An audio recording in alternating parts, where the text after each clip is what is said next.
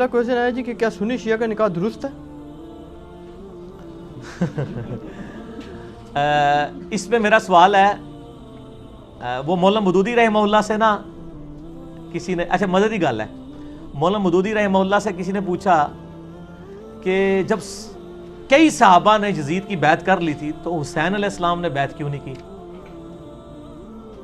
ٹھیک ہے، ان کو کیا مسئلہ تھا، وہ بھی کر لیتے۔ آئے ہائے ہائے، مودودی صاحب نے اینٹی وینم دیتا، انہوں نے کہا جب حسین نے بیعت نہیں کی تھی تو باقیوں نے کیوں کر لی؟ وارث رسول تو حسین تھا۔ میں آپ سے یہ سوال پوچھتا ہوں کہ جب حسین نے بیعت نہیں کی حضور کے بچے نے، باقیوں نے کیوں کر لی؟ میرے کو تو بات ہی پوچھو نا کہ باقیوں نے کر لی سی تے حسین نے، میں تو پوچھنا جب حسین نے بیعت نہیں کی تھی باقیوں نے کیوں کر لی؟ اے پھکی جواب ہے، کیا زبردست جواب ہے، ٹھیک ہے جی۔ تو ہن سوال تسی ریپیٹ کرو، ہن تسی یاد کیا ہے سنی شیعہ کا نکاح درست ہے؟ ہاں، اس کا بھی میں پھکی والا جواب دیتا ہوں کہ سورہ المائدہ کے اندر آیا ہے کہ اہل کتاب کی جو عورتیں ہیں ان کے ساتھ مسلمان مرد شادی کر سکتے ہیں۔ اہل کتاب یہود و نصارہ شرک بھی کرتے تھے، لیکن اللہ نے ان کو بینیفٹ آف ڈاؤٹ دیا کہ یہ پیغمبروں کے ماننے والے ہیں، اور نبی علیہ السلام کے زمانے میں بھی مشرک تھے، ان کے شرک کو ایڈریس کیا گیا۔ قرآن نے کہیں یہ نہیں کہا جو شرک نہ کرتا ہو یہودی اور عیسائی اس سے کر لو، نہ، بت پرست کے ساتھ منع کیا، اور جو اہل کتاب مشرک ہے اس کے ساتھ اجازت دے دی، اور اجماع امت ہے، کسی کا بھی انکار نہیں ہے۔ تو یہودی اور عیسائی عورت کے ساتھ مسلمان مرد کی شادی ہو سکتی ہے؟ ہو سکتا ہے۔ تو میں اگلا سوال پوچھتا ہوں کسی سنی سے کہ اگر یہودی اور عیسائی کی عورت جو تمہارے نبی کو وہ کہتے ہیں کاپی رائٹس کا مقدمہ کریں گے، اس نے جھوٹا پیغمبری کا دعویٰ کیا ہے، نعوذ باللہ، جو نبی علیہ السلام کے گستاخ ہیں ان کی عورتوں کے ساتھ تو شادی ہو رہی ہے، اور نہ صرف گستاخ ہیں بلکہ ان کو نبی مانتے ہی نہیں ہیں، تو شیعہ کیا نبی علیہ السلام کو نہیں مانتے؟ محمد اور آل محمد کہتے ہیں۔ آپ تو ہر بزرگ بابے کے آگے جھکے ہوئے ہوتے ہیں، وہ تو اہل بیت سے باہر ہی نہیں جاتے ہیں، وہ کہتے ہیں محمد اور آل محمد۔ تو اگر ہم دنیا میں انٹرنیشنل عدالت میں مقدمہ پیش کریں کہ ایک عورت وہ ہے جو نبی علیہ السلام کو نعوذ باللہ جھوٹا پیغمبر مانتی ہے، نعوذ باللہ، اور وہ آپ پہ ایمان ہی نہیں لاتی ہے، اور حضرت عیسیٰ کو بھی اللہ کا بیٹا مانتی ہے، اس سے تو اسلام زیادہ دیر ہے نکاح کرنے کی، اور دوسری طرف ایک شیعہ ہے جن کے بارے میں آپ کا موقف یہ ہے کہ وہ کسی صحابہ کو انہوں نے برا بھلا کہہ دیا۔ اور مجھے مولانا اسحاق صاحب کی بات یاد آ گئی، وہ فرمایا کرتے تھے کہ جی اسلام سے نکالنے کے لیے اسی چیز کا انکار ضروری ہے جو اسلام میں آنے کے لیے اقرار کیا جاتا ہے۔ اسلام میں آنے کے لیے ابو بکر و عمر کا کلمہ پڑھایا جاتا ہے، یا عثمان و علی کا، یا نبی علیہ السلام کا۔ تو جب تک کوئی نبی کا انکار نہیں کرتا وہ اسلام سے باہر نہیں نکل سکتا، کیونکہ جب آپ نے اس کو اسلام میں داخل کیا تھا تو اس کو آپ نے نبی علیہ السلام کا کلمہ پڑھا کے داخل کیا تھا۔ اب اسلام سے نکلنے کے لیے بھی نا نبی صلی اللہ علیہ وسلم کا اور قرآن کا اور آخرت کا انکار کرنا ہوگا، نعوذ باللہ یا اللہ کا۔ تو یہ ان کے جذباتی رویے ہیں، شیعہ ہوں سنی ہوں سب کے ساتھ نکاح کیا جا سکتا ہے، البتہ کفر کا ایشو ہے۔ میں تو اگلی بات کرتا ہوں، میں سنیوں سے پوچھتا ہوں کیا کوئی بریلوی اپنی بچی کسی اہل حدیث یا دیوبندی کو دے گا؟ تو وہ تو شیعہ نہیں ہے، وہ تو سنیوں کے آف شوٹ ہیں۔ سر یہ سوال بدلیں سنی شیعہ کا انکاح، اس سوال کو یہ کریں کہ بریلوی کی لڑکی کا دیوبندی کے لڑکے کے ساتھ ہو سکتا ہے، تو وہ کہیں گے نہیں، دیوبندی کی لڑکی کا بریلوی، وہ یہ آپس ہی نہیں کرتے، تسی ایڈے بڑے فرق ہی پہنچ گئے ہو، انہوں نے تو یہی مت نہیں ہے، بلکہ یہ آتی اور مماتی کا نکاح نہیں ہوتا دیوبندیوں میں آپس میں۔ رائے ونڈ سے فتویٰ نکلا ہوا ہے، باقاعدہ مفتی کی کال چڑھی ہوئی ہے یوٹیوب پہ، تبلیغی جماعت والوں نے کال کیا جی ہمیں فتویٰ دیں، یہاں پہ ایک مماتی دیوبندی عالم دین ہے، اس کے پیچھے نماز پڑھیں، ان کا بدعتی ہے، اس کے پیچھے نماز نہیں ہوگی، تو بچی کا نکاح کہاں سے دیں گے؟ دیوبندی آپس میں نہیں ایک دوسرے سے نکاح کر سکتے میرے بھائی۔ ڈاکٹر طاہر قادری صاحب کے ماننے والوں کی بچی کا الیاس قادری صاحب کے ماننے والوں کے بچے سے نکاح نہیں ہو سکتا میرے بھائی۔ نقشبندیہ کا چشتیہ کے ساتھ نہیں ہو سکتا، وہ قوالی کے قائل ہیں، وہ قائل نہیں ہے۔ اے تسی تو بہت بڑے دور ٹر گئے ہو، کوئی بھی آپس ہی نہیں ہوتا، ٹھیک ہے نا جی۔ تو قرآن و حدیث میں جس بندے کو آپ مسلمان سمجھتے ہیں، مولویوں کے کہنے پہ نہیں، قرآن و سنت کی دلائل کی روشنی میں ہر اس بندے کے ساتھ نکاح ہو سکتا ہے۔ باقی کفر آپ دیکھیں، آپ اگر سمجھتے ہیں کہ ہم سنی ہیں، سنیوں کے ساتھ زیادہ کمفرٹیبل ہیں، تو بلکہ سنیوں کے ساتھ کیا وہ تو اپنے فرقے کے ساتھ کمفرٹیبل ہوتے ہیں۔ یہاں پہ کئی اہل حدیث مولویوں نے لیکچر ریکارڈ کرائے ہیں کہ جی اپنی بچیاں جو ہیں وہ حنفیوں کو نہ دیں، ٹھیک ہے نا، وہ تو اہل حدیث حنفی کا بھی نکاح نہیں ہوتا، لیکن بڑی حیران کن بات ہے کہ ٹی وی پہ سنی شیعہ کنفلکٹ کو اجاگر کیا جاتا ہے تاکہ امت لڑے، ورنہ ریالٹی ان مولویوں کی یہ ہے کہ اہل حدیث اور بریلوی دیوبندی بھی آپس میں شادی کرنے کے لیے تیار نہیں ہے، ٹھیک ہے، لہذا سوال ہی جعلی ہے۔ اچھا یہ آپ نے کفر کی بات چھڑی ہے نا، تو اس میں پھر سادات کا بھی مسئلہ کور کر دینا. سادات کے بارے میں میرا موقف وہی ہے کہ سادات بھی اس امت سے اور غیر سادات کے ساتھ ان کی شادی ہو جائے گی، کوئی اس کے اوپر نہیں ہے. اچھا ایک علی بھائی یہ چیز آپ سے کلیئر کر لوں، بعض علماء یہ بات بھی کہتے ہیں کہ یہ جو حکم ہے نا کہ آپ اہل کتاب سے شادی کر سکتے ہیں، یہ آج کے اہل کتاب اس میں شامل ہی نہیں. میں نے بتایا وہ علماء کا موقف شاذ ہے. نہیں اچھا کوئی غلط ہے. اچھا یہ صحیح بخاری میں حضرت عبداللہ بن عمر کا بھی موقف ہے. اچھا ہاں لیکن امت نے نہیں قبول کیا، یہ جعلی موقف ہے. اس لیے کہ قرآن نے اس کی تفریق نہیں نہ کی. قرآن تو ایک ایک شرک کھول کے بیان کر رہا ہے. تو قرآن یہ کہتا ہے نا کہ اہل کتاب موحدین کے ساتھ کرو. ٹھیک ہے نا، یہ کہتے ہیں جو اہل کتاب اللہ کو ایک مانتے ہو نا اس سے ہوگا. ہم ان سے یہ پوچھتے ہیں کہ جو اہل کتاب اللہ کو ایک مان رہا ہے لیکن نبی علیہ السلام کو جھوٹا پیغمبر مان رہا ہے، تو آپ کی غیرت گوارا کرتی ہے؟ ہاں لیکن غیرت نہیں گوارا کرتی، لیکن آپ بھی مسئلہ مانیں گے کہ شادی ہو جاتی ہے، تو آپ کا مسئلہ تو پھر وہیں پہ ہے. اللہ کو ایک مان بھی رہے ہیں تو نبی علیہ السلام کو تو وہ جھوٹا کہہ رہے ہیں نا. یہ آپ نے جو بات فرمائی نا، اس سے ایک سوال میرے ذہن میں آ گیا جو غالباً غامدی صاحب سے کسی نے کرنا تھا، میں نے سنا تھا، کوئی صحیح یاد نہیں آ رہا کس نے کیا، کہ جی یہ تو آپ بتائیں کہ جب آپ یہ کہتے ہیں کہ جب ان سے شادی جائز ہو جاتی ہے، جائز ہے صاحب کے نزدیک آپ فرما رہے ہیں، تو وہ کہتے ہیں کہ جی پھر ساتھ یہ بھی حکم ہے کہ ان کو دوست نہ بناؤ، تو بیوی کے ساتھ کیا نفرت رکھ کے نہیں. یہ سوال کسی نے کیا. چلے میں آپ کو ایڈریس کر لیتا ہوں، اس کے بعد آپ کو کوئی اجازت نہیں اس سے ہٹ کے سوال کرنے کی، کیونکہ پھر آپ اور طرف چلے جاتے ہیں. جو لوگوں کے سوال ہیں نا وہ ہمیں گالیاں کھانی پڑتی ہیں. 3 ہفتے سے پرچیاں پینڈنگ ہیں اور آپ نے بیچ میں اپنا جو ہے نا وہ معاملہ سوال سے ضمن آ گیا. نہیں ضمن نہیں نہ کرنا، آپ کو منع کیا تھا نا میرے بھائی، لوگوں کی حق تلفی ہو رہی ہے نا، یہ کام نہ کریں آپ. اپنا مطلب نہ نکالیں نا آپ. مسئلہ یہ ہے کہ یہود و نصارہ کے ساتھ دلی دوستی منع ہے. قرآن میں کہیں نہیں آیا کہ یہود و نصارہ کے ساتھ دوستی منع ہے. دلی لگاؤ نہیں ہونا چاہیے. دلی لگاؤ ایسا لگاؤ جس میں آپ اسلام سے ریلیٹڈ کوئی راز اس کے سامنے کھول دیں. اور یہاں تو لوگ بیویوں سے تنخواہیں چھپائے بیٹھے ہوئے ہیں، مسلمان بیویوں سے. وہ تو کسی نے نہیں پوچھا کہ تنخواہیں کیوں چھپائی ہوئی ہیں. تو یہود و نصارہ میں سے بھی اگر کسی نے کوئی عورت کر لی ہے، آپ نے مسلمانوں سے تنخواہیں چھپائی ہوئی ہیں، اور کوئی اسلام کا ایسا راز ہے جس کی وجہ سے اسلام کو نقصان ہو سکتا ہے، اور وہ کوئی یہود و نصارہ کی بیوی اس کی ہے، تو اس سے چھپا لے تو اس میں کیا حرج ہے؟ آپ نے تو بیویوں سے تنخواہیں چھپائی ہوئی ہیں. صحیح ٹھیک ہے. جو آپ چوری چھپے پچھلوں کو خرچے بھیجتے ہیں وہ چھپائے ہوئے ہیں. تو ادھر آگے سارا میں پھکیلے جواب دیا گا نا.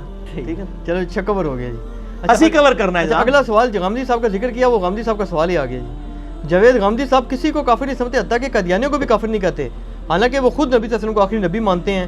اب اس تضاد میں ہمارا کیا عقیدہ ہونا چاہیے؟ ہمارا عقیدہ میرے بھائی ریکارڈڈ ہے. غامدی صاحب کا جو مسئلہ ہے نا وہ پہلے یہ بتائیں یہ درست ہے وہ نہیں؟ میں اس پہ کوئی کمنٹس نہیں کروں گا، اس لیے کہ وہ بڑا کمپلیکس مسئلہ ہے. میں یہاں پہ آپ کو غامدی صاحب پہ پی ایچ ڈی تھیسس کرانے کے لیے نہیں بیٹھا ہوا. اچھا میں آپ کو اپنا موقع بتا دیتا ہوں. میرا یوٹیوب پہ ایک کلپ ہے قادیانیوں کو دعوت اصلاح، اس میں نے اپنا موقف بیان کر دیا ہے.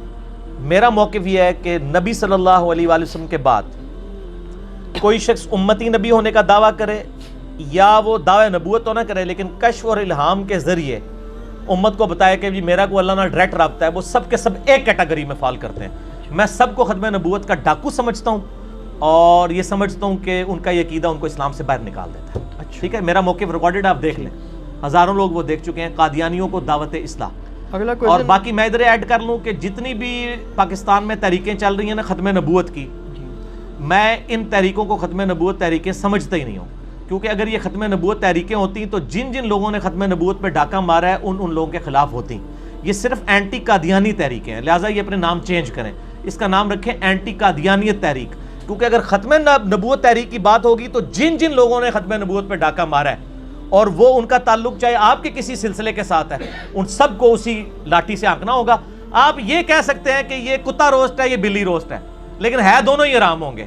ریشو پروپورشن کا فرق کر سکتے ہیں کہ قادیانی جو ہے وہ کتا روسٹ ہیں اور دوسرے بلی روسٹ ہیں، لیکن ہے دونوں ہی حرام ہیں. سیدہ فاطمہ الزہرا سلام اللہ علیہ کا جنازہ کس نے پڑھایا تھا؟ ریفرنس کے ساتھ بتائیں. ریفرنس تو بخاری میں اتنا ہی ملتا ہے، جب مولا علی ناراض ہو گئے سیدنا ابوبکر سے 6 مہینے تک، اس دوران آتا ہے کہ حضرت فاطمہ فوت ہوئیں اور انہوں نے حضرت ابوبکر کو نہیں بتایا اور سیدہ فاطمہ کو جنازہ پڑھ کے راتوں رات دفنا دیا. تو اس سے تو یہی لگتا ہے کہ حضرت علی نے خود ہی جنازہ پڑھایا ہوگا. یقیناً غسل بھی خود دیا تو جنازہ بھی خود ہی پڑھایا ہوگا. بعد میں ظاہر رضامندی ہو گئی تھی. اب مسئلہ 55B ہے حدیث کرتاس پہ، وہ ایک ڈیٹیل طلب ٹاپک ہے، میں آج اس کی ڈیٹیل میں نہیں جا سکتا. ٹھیک، اتنا ہی نہیں. کیا حضرت زینب سلام اللہ علیہ نے بدعا دی تھی کہ شیعہ قیامت تک ماتم کرتے رہیں گے؟ شیعہ آخر کیوں سینہ کو بھی کر رہے ہیں؟ یہ میں سنیوں سے پوچھتا ہوں کہ شیعہ کیوں سینہ کو بھی کر رہے ہیں. میرے آفس میں وہ 5-6 سنی اکٹھے ہو کے آ گئے، تو میں نہیں جانتا تھا کہ یہ میرے لیکچرز دیکھتے ہیں. کچھ اہل حدیث تھے، کچھ دیوبندی تھے، کچھ بریلوی تھے. وہ دوسرے آفس سے آئے کہ جی انجینئر صاحب کے ساتھ چائے پی لیں. تو انہوں نے مجھ سے یہی سوال کیا کہ یہ شیعہ کیوں پیٹ رہے ہیں اور کس کو پیٹ رہے ہیں. میں تو انہوں پیٹ رہے ہیں. اچھا، ان سب نے نا ایک کہکا بلند کیا. وہ کہکا اس لیے بلند کیا کہ ان کو بات سمجھ آ گئی کہ میں کیا کہہ رہا ہوں. وہ کہنے لگے انجینئر صاحب ہم آپ کی ویڈیوز دیکھتے ہیں، ہمیں پتہ ہے. میرے بھائی، جب آپ صلی اللہ علیہ وآلہ وسلم کی وفات کے بعد حضرت حسن کو زہر دے دیا گیا، سیدنا حسین کو ان کے گھر والوں سمیت شہید کر دیا گیا، مولا علی تینوں خلفاء کے ساتھ وزیر کی حیثیت سے رہے، جب حضرت علی کی باری آئی تو لوگ تلواریں اٹھا کے ان کے اوپر چڑھ دوڑے. جب آپ اہل بیت کے ساتھ کنٹینیوس یہ معاملہ، اور پھر صلح حسن کے بعد سے لے کے 60 سال تک ممبروں پہ سب و شتم حضرت علی پہ ہوتا رہا، تو سر اس کا ریونج بھی تو سامنے آئے گا نا. ہر عمل کا ایک رد عمل ہوتا ہے. تو یہ کہنا جی وہ یزید پیٹا تھا، اس نے کالے کپڑے پہن لیے تھے، یہ تو انہوں نے آل امیہ کی بدماشیوں کو چھپانے کے لیے یہ چیزیں گھڑی ہیں. شیعہ جو پیٹ رہے ہیں، ہمارے نزدیک تو ماتم کرنا حرام ہے. میرا تو کلپ ہے ماتم کے اوپر، میں نے تقریباً 1 ملین کے قریب لوگ دیکھ چکے ہیں ماتم کے حق میں 3 دلائل اور ان کا جواب. لیکن اس کی ریالٹی کو بھی دیکھیں. جس طرح آج آپ دیکھ رہے ہیں سیاسی لیڈروں کے گھروں کے باہر بھی تو لوگ ماتم کر رہے ہیں. ان کو سیدہ زینب نے بدوا دی ہوئی ہے. وہ پیٹ رہے ہیں کہ ہم پوری زندگی آپ کی پارٹی کے ساتھ اٹیچ رہے ہیں، اب لوٹے آگے آپ نے ٹکٹ لوٹوں کو دے دیا ہے، تو وہ ہم کہیں گے نا ان لیڈروں کو ہی پیٹ رہے ہیں. ٹھیک ہے نا. تو یہ شیعہ بھی جناب تہنوں پیٹ رہے ہیں کہ تسی جناب اہل بیت نے جو کچھ کیتا ہے. ٹھیک ہوگا جی، بس اس کو اسی پہ رہنے دیں. باقی میرا واقعہ کربلا والا ریسرچ پیپر آپ پڑھ. بسم اللہ الرحمن الرحیم. جیسے کہ آپ نے سنی لیا ہوگا کہ ایک اسٹوڈنٹ نے ابھی انجینئر محمد علی مرزا صاحب سے سوال کیا کہ شیعہ اور سنی کا نکاح ہو سکتا ہے یا نہیں ہو سکتا، یا کسی اور فرقے میں دیوبند اور اہل حدیث کا نکاح ہو سکتا ہے، بریلوی اور سنی کا نکاح ہو سکتا ہے. اس میں ہم قرآن و سنت کی روشنی میں ہم بھی کچھ بتائیں گے. ویسے تو مرزا صاحب نے آپ کو بتا ہی دیا ہے. اس میں آج کا موضوع ایک نہایت اور اہم حساس مسئلہ ہے، یعنی اسلام میں نکاح کا طریقہ، مختلف مذاہب کے درمیان نکاح، اور آج کے دور میں شیعہ اور سنی نکاح کے بارے میں قرآن و سنت کی رہنمائی. رسول اللہ صلی اللہ علیہ وآلہ وسلم کے زمانے میں نکاح بہت سادہ، آسان اور بابرکت ہوتا تھا.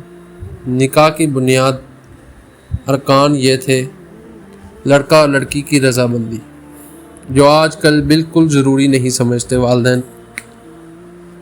وہ کچھ تو ایسے ہوتے ہیں کہ خود ہی بچپن میں ان کا رشتہ پکا کر دیتے ہیں، حالانکہ وہ بالکل بچپنے میں ہوتے ہیں اور انہیں کچھ بھی معلوم نہیں ہوتا کہ ہمیں بڑے ہو کر کیا کرنا ہے، ہمارا کیا آگے فیوچر ہے. لیکن والدین کچھ نہیں سوچتے اس کے بارے میں، اور شروع سے ہی ان کا رشتہ اپنے سے ہی پکا کر دیتے ہیں، کسی کی خالہ، کسی کی پھپھو، کسی کے ماموں کے ساتھ. وہ یہ نہیں سوچتے کہ ہمارا بچہ بڑا ہوگا تو اس کی بھی کوئی ذہن بنے گا، اس کا بھی کوئی فیوچر بنے گا، اس کا بھی کوئی دل ہوگا، وہ اس سے کوئی مطلب کر سکتا ہے اپنی پسند سے. کوئی کچھ نہیں سوچتے. تو آپ کو قرآن و سنت کی روشنی میں بتا رہا ہوں کہ لڑکا اور لڑکی کی رضامندی بہت ضروری ہے. ولی کی موجودگی، جمہوری علماء کے نزدیک 2 عادل مسلمان گواہ، مہر کا مقرر ہونا، ایجاد و قبول. رسول اللہ صلی اللہ علیہ وسلم نے فرمایا سب سے زیادہ بابرکت نکاح وہ ہے جس میں خرچ کم ہو. اور آج کل ہم دیکھتے ہیں کہ سب سے زیادہ خرچہ ہی شادیوں پر ہوتا ہے، حالانکہ رسول صلی اللہ علیہ وسلم فرما رہے ہیں کہ سب سے زیادہ خرچہ کم ہو. ہم سنت کی کتنی بڑی گستاخی کر رہے ہیں. ایک اور حدیث میں فرمایا نکاح میں سنت ہے، جو میری سنت سے منہ موڑے وہ مجھ سے نہیں. سمجھیں کہ جو میری سنت سے منہ موڑے وہ مجھ سے نہیں. لیکن ہم کوئی اس میں نہیں دیکھتے کہ ہم شادیوں پر کتنا خرچہ کرتے ہیں، کتنے پیسے اڑا دیتے ہیں. یہ نہیں سوچتے کہ ہمارے نبی نے اس کے بارے میں کیا بتایا، ہم یہ سنیں، ہم یہ علماء سے پوچھیں اس زمانے میں فضول رسمیں، جہیز کی نمائش، مہنگی تقریبات اور غیر ضروری اخراجات نہیں ہونے تھے۔ قرآن کریم واضح حکم دیتا ہے، سورہ بقرہ میں ہے کہ مشرک عورتوں سے نکاح نہ کرو جب تک وہ ایمان نہ لائیں، اور اپنی مسلمان عورتوں کا نکاح مشرک مردوں سے نہ کرو جب تک وہ ایمان نہ لے آئیں۔ اس آیت کی روشنی میں جمہور فقہ کا موقف ہے کہ مسلمان مرد کے لیے ہندو عورت سے نکاح جائز نہیں۔ سن لیجئے کہ مسلمان مرد کے لیے ہندو عورت سے نکاح جائز نہیں، مسلمان عورت کے لیے ہندو مرد سے نکاح بھی جائز نہیں۔ لہٰذا نبی کریم صلی اللہ علیہ وسلم کے زمانے میں بھی ہندو یا مشرک عورت سے مسلمان مرد کا نکاح ثابت نہیں۔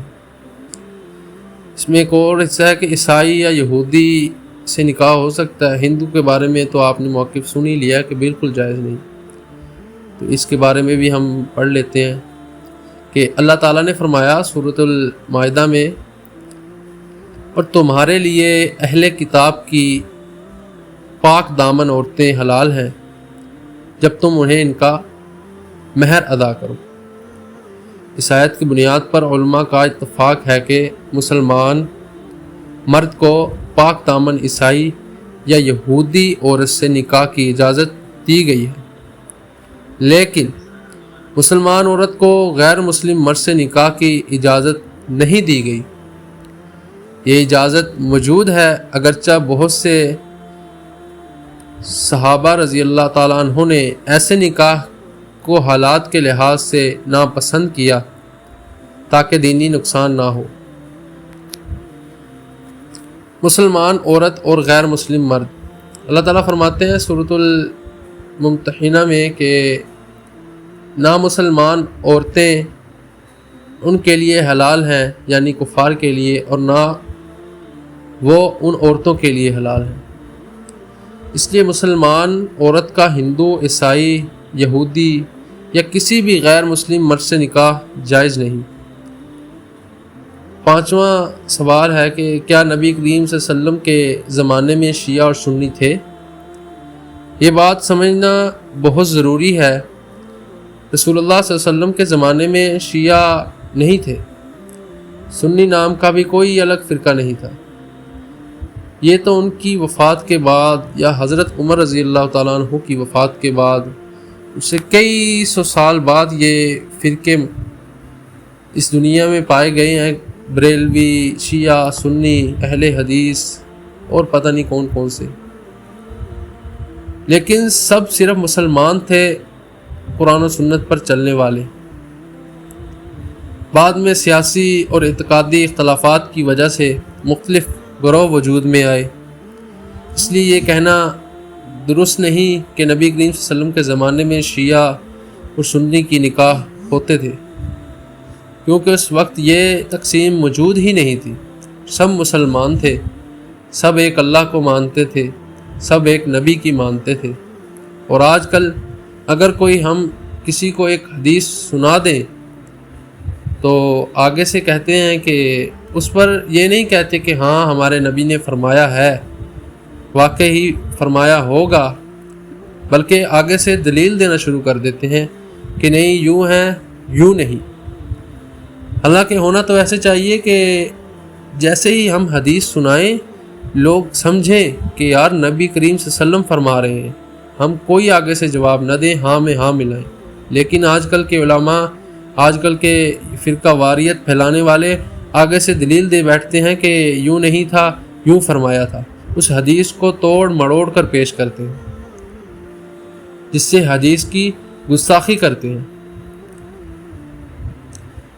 اور ایسے ہی قرآن مجید میں اللہ تعالیٰ فرماتے ہیں اور سب مل کر اللہ کی رسی کو مضبوطی سے تھام لو اور تفرقہ نہ ڈالو۔ اسی طرح سورہ آل عمران 103 آیت نمبر میں آیا ہے بے شک مومن آپس میں بھائی بھائی ہیں۔ تو پھر کیوں ہم کہتے ہیں کہ شیعہ اور سنی کے نکاح نہیں ہو سکتے؟ ہو سکتے ہیں، بالکل ہو سکتے ہیں، کیونکہ یہ کوئی کافر نہیں ہے، یہ سب مسلمان ہیں، اللہ کو مانتے ہیں، نبی کو مانتے ہیں، بس کچھ سیاسی اختلافات، کچھ مذہبی اختلافات ہیں، باقی سب مسلمان ہیں۔ قرآن نے شیعہ یا سنی کے نام سے نکاح کا کوئی الگ حکم نہیں کیا، البتہ فقہ نے عقائد کے بنیاد پر تفصیل بیان کی ہے۔ اگر دونوں اسلام کے بنیادی عقائد پر قائم ہوں اور ایسا عقیدہ نہ رکھتے ہوں جو انہیں اسلام سے خارج کر دے، تو بہت سے علماء نکاح کو درست قرار دیتے ہیں، اگرچہ ایسے نکاح سے اختلافات پیدا ہونے کے خدشے کی وجہ سے احتیاط کی تلقین کرتے ہیں۔ اگر کسی شخص کے عقائد ایسے ہوں جنہیں علماء کفر یا اسلام سے خروج قرار دیں تو پھر حکم مختلف ہو جاتا ہے۔ اس کی تفصیل اہم علم سے رجوع کر کے سمجھی جاتی ہے۔ لہٰذا تمام شیعہ اور تمام سنی کا نکاح ناجائز ہے یا ہر حال میں جائز ہے، جیسے مطلق جملے قرآن و سنت کا بیان نہیں بلکہ حکم کا تعلق عقائد اور فقہی تفصیلات سے ہے۔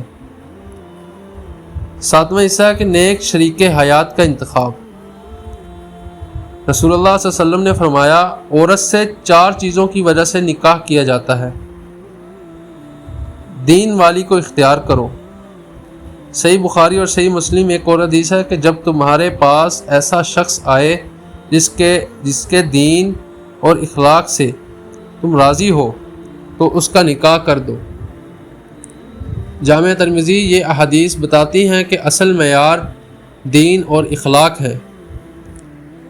اور آخر میں یہی کہوں گا کہ نبی کریم صلی اللہ علیہ وسلم کے زمانے میں نکاح نہایت سادہ ہوتا تھا، بالکل سادہ ہوا کرتا تھا، کوئی فضول خرچی نہیں ہوا کرتی تھی۔ اور آج کل ہم دیکھ لیں کہ ہماری شادیوں میں، ہماری رسموں میں کتنا خرچہ ہو جاتا ہے، بلکہ کچھ رسومات تو ایسی ہیں کہ ہم نے خود ایڈ کی ہوئی ہیں کہ اس کا مذہب کی بنیاد پر، اسلام کی بنیاد پر کوئی نہیں بنتا کہ وہ ایسی رسومات ہوں۔ یہ رسومات تو ہم نے ان سے لی ہیں جو کلمہ نہیں پڑھتے، یہودی، عیسائی یا ہندو ہو گئے، ان کی رسومات اٹھا کر ہم نے مسلمانوں میں ایڈ کی ہوئی ہے۔ مسلمان مرد کا مشرک عورت سے نکاح جائز نہیں، مسلمان مرد کو پاک دامن یہودی یا عیسائی عورت سے نکاح کی اجازت ہے۔ مسلمان عورت کا کسی بھی غیر مسلم مرد سے نکاح جائز نہیں۔ یہ آپ کو میں دوبارہ بتا رہا ہوں کہ آپ تاکہ بھول نہ جائیں کہ مسلمان مرد کو پاک دامن یہودی یا عیسائی عورت سے نکاح کی اجازت ہے، لیکن جو کافر ہے، جو ہندو ہے، اس سے نکاح کی اجازت نہیں۔ نبی کریم صلی اللہ علیہ وسلم کے زمانے میں شیعہ اور سنی کی موجودہ تقسیم موجود نہیں تھی۔ چاہے کوئی بھی عالم، کوئی بھی مفتی آپ کو کہیں سے بھی کوئی دلیل دے، اس کی کوئی تک نہیں بنتی، اس کی کوئی ایسی حدیث نہیں جس سے ہم یہ کہہ سکیں کہ نبی کریم صلی اللہ علیہ وسلم کے زمانے میں شیعہ اور سنی موجود تھے۔ اگر کوئی کہے تو اسے کہہ دیں کہ آپ ٹھیک ہے، آپ اپنے حدیث اپنے پاس رکھیں، ہمیں پتہ ہے کہ ہم نے کیا کرنا ہے۔ قرآن نے فرقہ وارانہ بنیاد پر نکاح کا الگ حکم نہیں دیا، جبکہ بعد کے فقہی اختلافات عقائد کی تفصیلات پر مبنی ہیں۔ اسلام نے نکاح میں سب سے زیادہ اہمیت ایمان، تقوی، دین اور اچھے اخلاق کو دی ہے۔ اللہ تعالی ہمیں قرآن و سنت کو صحیح طور پر سمجھنے، اس پر عمل کرنے کی توفیق عطا فرمائے، آمین یا رب العالمین۔ اگر آپ کو ہماری ایسی ہی اچھی ویڈیوز اچھی لگتی ہیں تو سبسکرائب کریں، لائک کریں اور اچھا سا کومنٹ بھی کر دیا کریں، اور کومنٹس میں بتایا کریں کہ آپ کو کس بنیاد پر کسی بھی طرح کا سوال جو آپ انجینئر محمد علی مرزا صاحب سے پوچھنا چاہتے ہیں تو آپ کومنٹس میں بتا سکتے ہیں، اور اسی ٹاپک کے اوپر آپ کو اگلی ویڈیوز مل جایا کریں گی۔ السلام علیکم ورحمۃ اللہ وبرکاتہ۔